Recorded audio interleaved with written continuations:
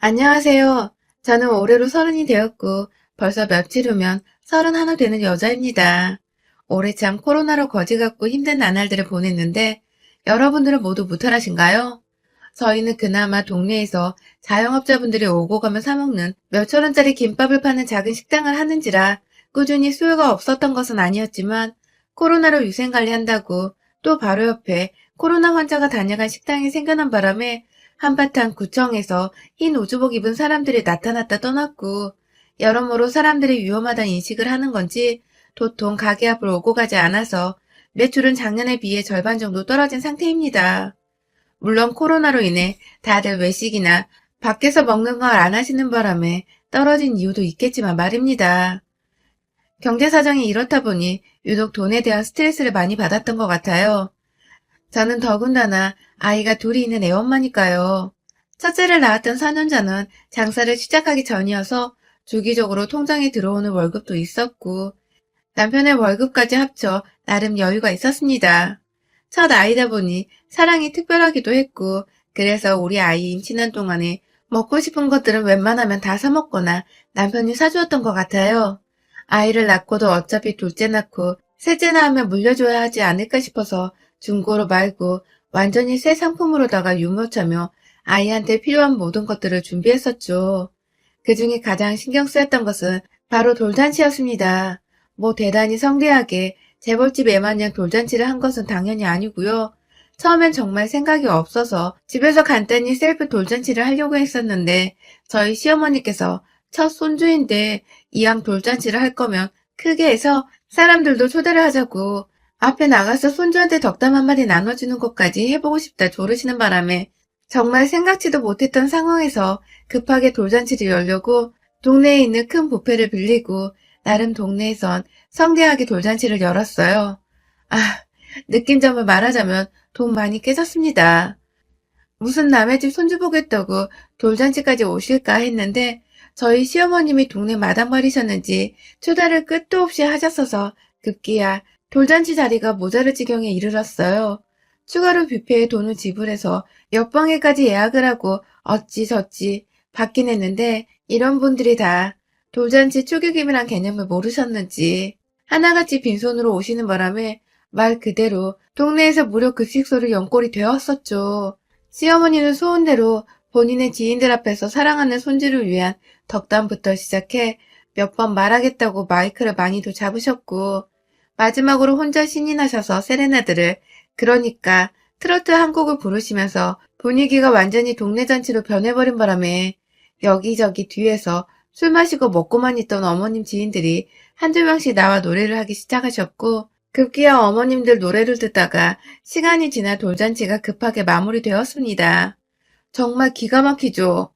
내 첫아이를 위한 돌잔치였는데 이건 뭐 축하해주러 온 사람들이 내 아이를 축하하러 온 건지 아니면 본인 노래 한 곡 뽑아본 그 순간을 축하하러 온 건지 알 수가 없더군요. 시어머니는 저희 부부 표정이 너무 안 좋자 그제서야 모두가 떠난 빈 뷔페 안에서 우리가 좀 많이 불렀지?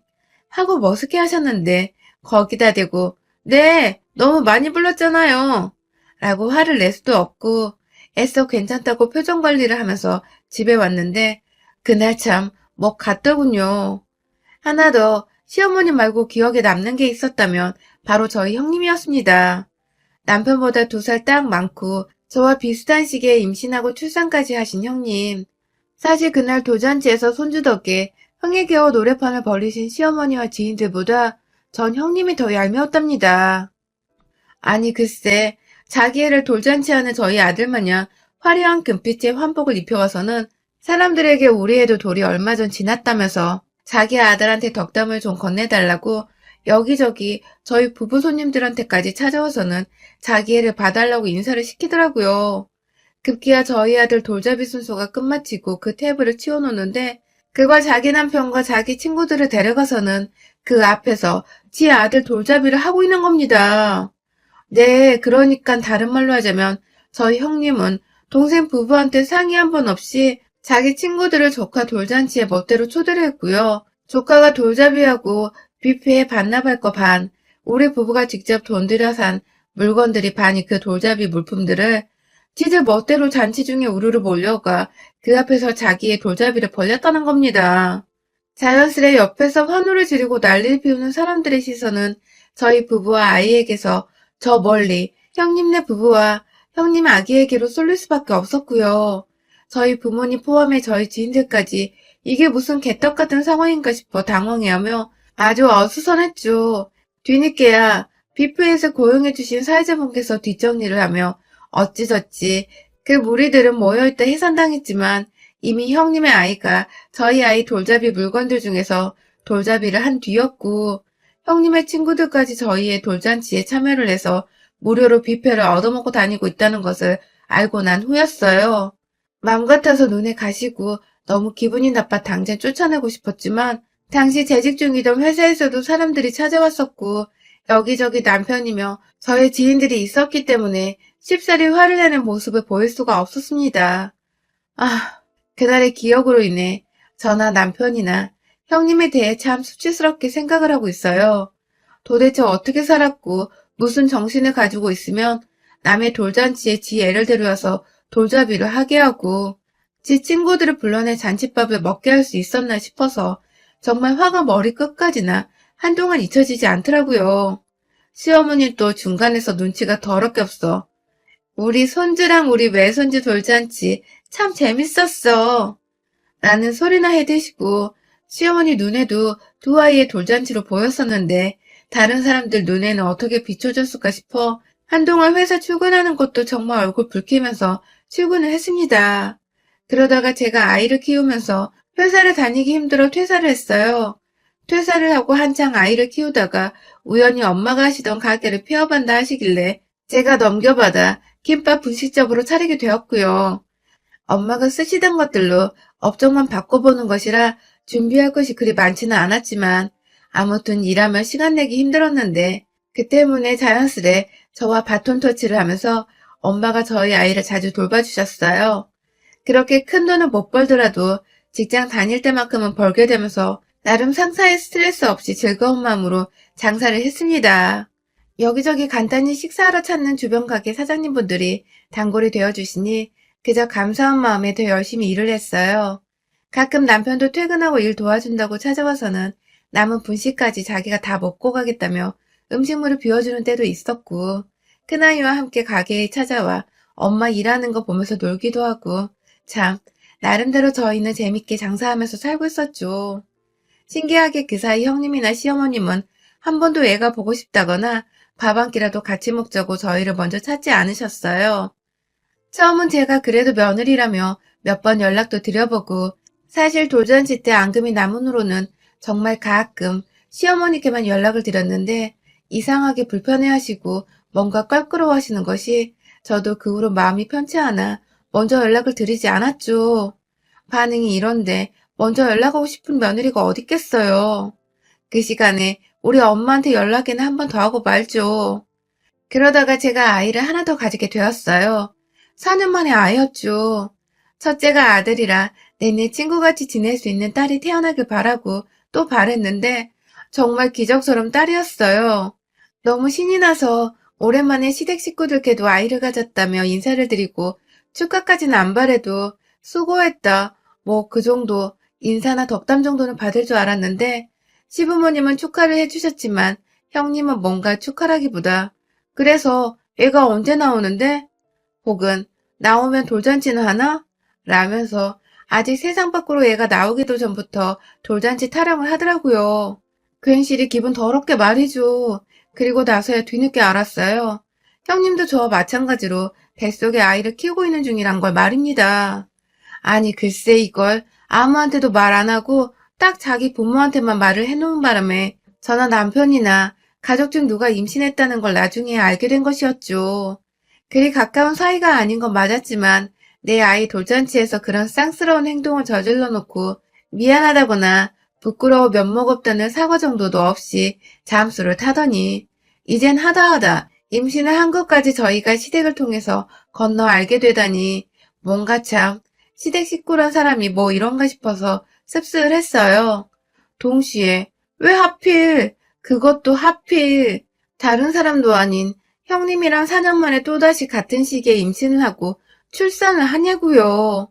정말 뭐 이런 개 같은 우연이 다 있나 싶어서 임신을 했을 적부터 기분이 더럽고 등골이 오싹한 것이 저도 내내 다짐을 하게 되더라고요.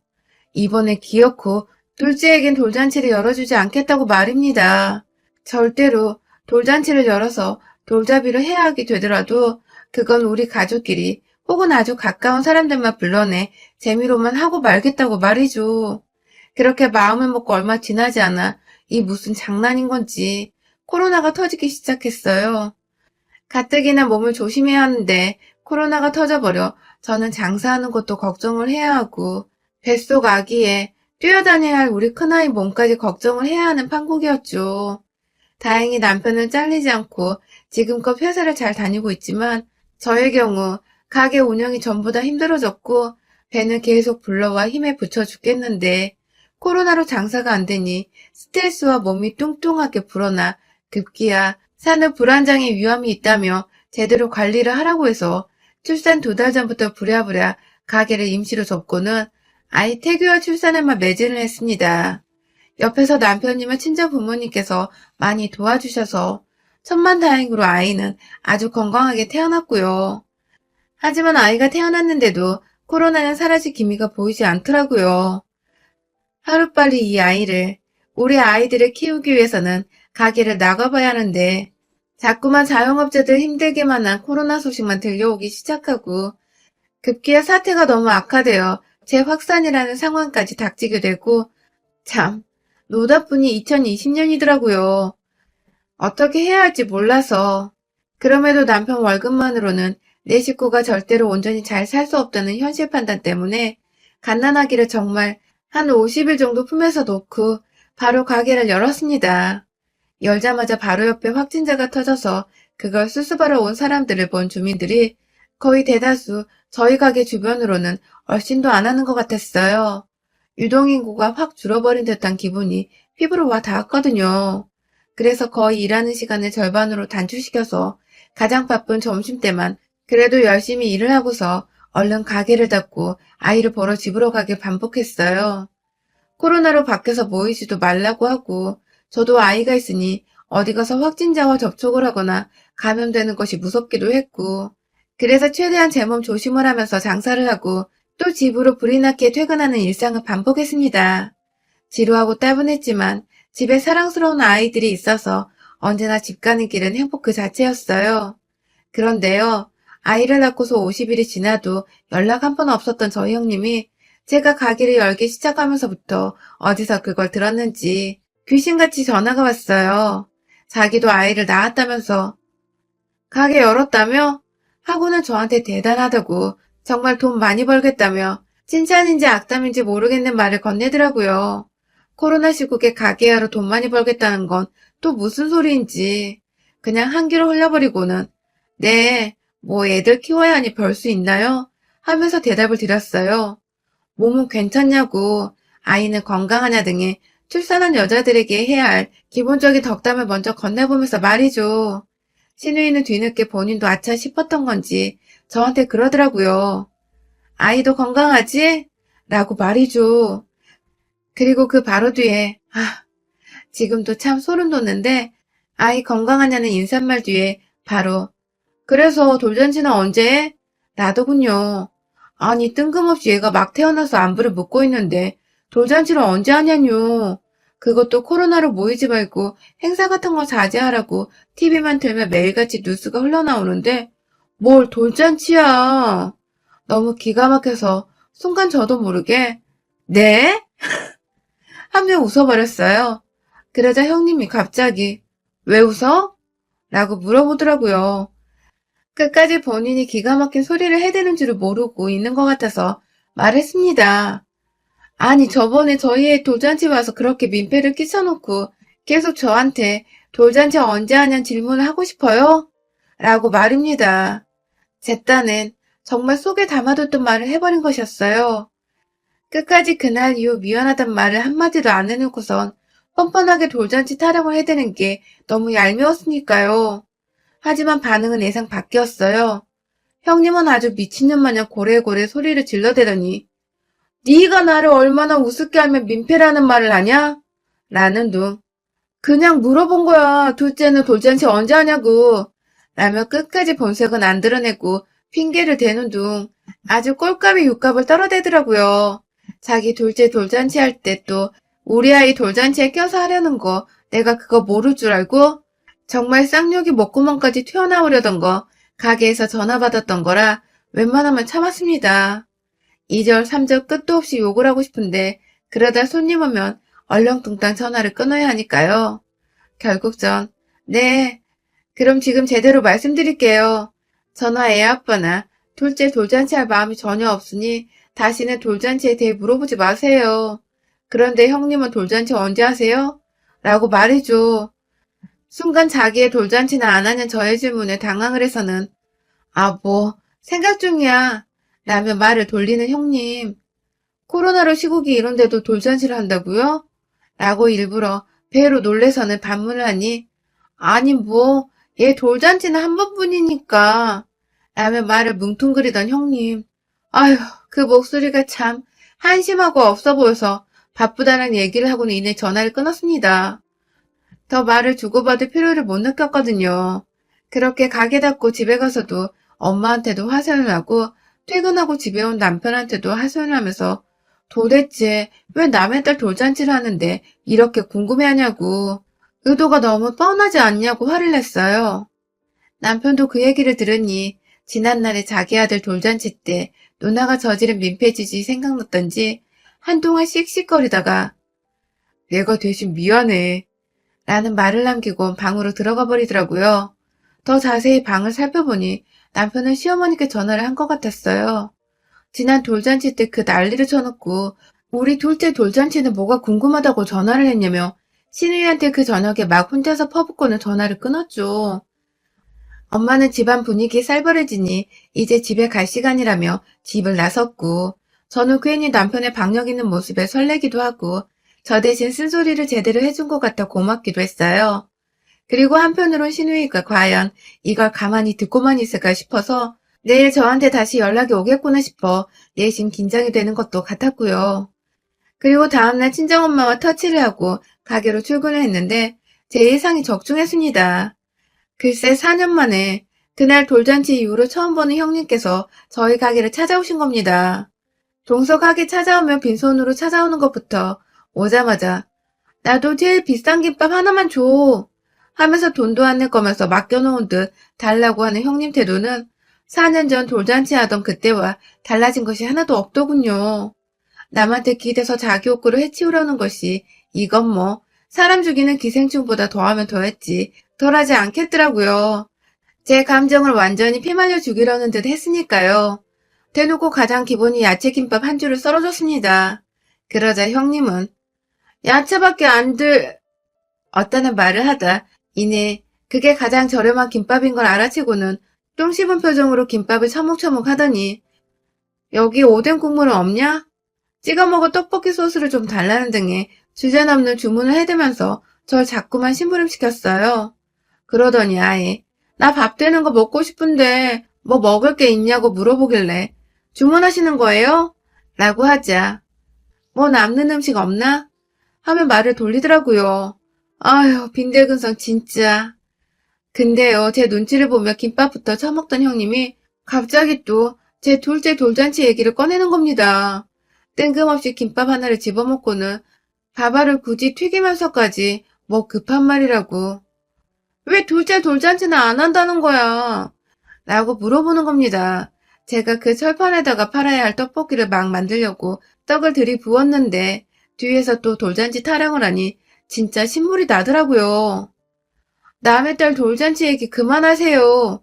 라고 말씀을 드리자 어떻게 남의 딸이야 내 조카인데 하면서 조카랑 내 딸도 비슷하게 태어났으니까 이왕이면 돌잔치 할 때 우리 딸도 라고 급기야 자기 본색을 드러내는 형님. 제가 돌잔치 안 한다고 하니까 작전을 바꿔서 아예 자기가 돌잔치 하고 싶으니 같이 하자는 식으로 말을 꺼내기로 했나 보더라고요. 그래서 제가 그럼 돈은 반반 내는 거죠? 라고 물어봤어요. 당연히 가장 먼저 알고 싶은 대목이었고 또 돌잔치를 같이 하자는 말은 당근 돈을 반반씩 부담할 거라는 뜻이라 생각을 했죠. 하지만 형님의 말은 참 가관이었습니다. 하, 듣자 하니까. 야, 올케. 너 진짜 뭘 그런 거 가지고 반반을 해 쪼잔하게. 라더군요. 자기 분담 없이 공짜로 돌잔치를 하려는 거지가 돌잔치를 열고 평등하게 반반 부담하자는 평민한테 쪼잔하다니. 정말 미쳐 돌아버리기 딱 직전인 그때 저의 일그러진 표정을 보고서 기분이 나빴던지 형님이 쐐기를 박더군요. 너 요즘 애 낳은 사람들이 돌잔치를 해야지. 안 하고 애 낳은 거 사람들한테 안 보여주면 그거 국샹이야, 국샹. 나라에 보탬 만드는 년. 이라고 말입니다. 멀쩡히 장사하려는 남의 가게에 약속도 없이 찾아와서는 고모라는 인간이 한다는 말이 아이 건강하냐 혹은 아이 얼굴 보고 싶다가 아니라 얘 돌잔치 할 때 같이 하면 좋다는 빈대붙는 말부터 시작해서 돌잔치 안 하겠다는 올케한테 한다는 말이 나라에 보탬한다는 국상이라니 참나. 요즘 코로나 방역이네 뭐로 최근까지 국뽕은 들어봤는데 살다 요즘 같은 불경기에 애를 둘씩이나 낳고 키워보겠다고 출산 후 100일도 안 되어 장사하러 뛰쳐나왔더니 국상이나 소리나 듣고 있고 말이죠. 왜 사나 싶더군요. 그리고 이왕 죽고 싶은 거 저 쌍년을 먼저 뒤져버리게 해놓고 죽어야지 싶더라고요. 철판에 떡볶이를 끓이다 말고 분식집에서 쓰는 대형 거름체를 갖다가 떡볶이 떡을 그대로 건져 올렸어요.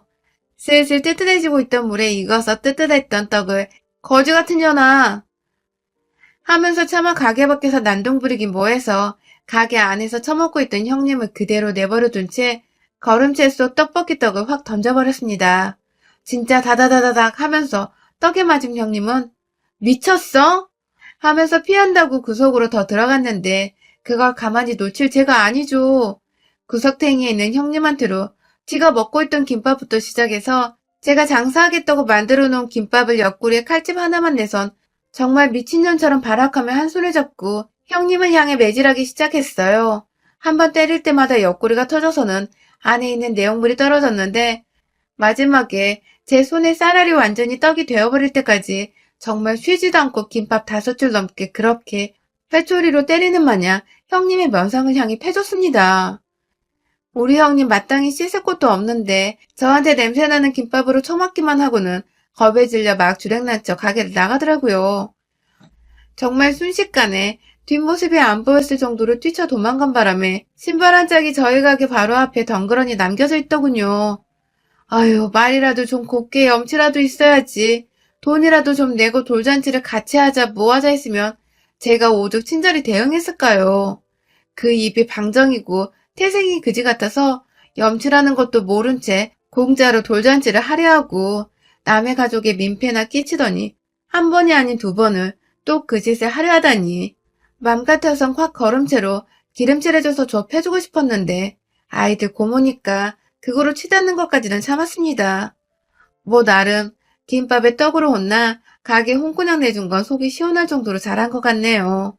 그 후 형님은 정말 쥐죽은 듯 남편이나 저한테 연락 한 번이 없었고 저희는 소원대로 저희 가족끼리 단촐하게 일부러 시부모님까지 저희 집으로 초대를 해서는 형님 보란 듯 온전히 가족끼리만 화목하고 세상 행복하게 돌잔치를 했습니다. 맞춤독에 맞춤 돌잡이 세트까지 우리 딸아이가 5만원짜리 지폐 잡는 거 사진으로 남겨서 카톡 프로필 사진도 설정을 해놨네요. 우리 형님 제 카톡 사진 보며 얼마나 저희 집에 못 온 걸 아쉬워하고 있을지. 그 거지건성 빈대본성은 안 봐도 뻔한데 부디 끝까지 짜져 계시길요. 여러분의 생각은 댓글로 남겨주세요. 오늘도 시청해주셔서 정말 감사합니다.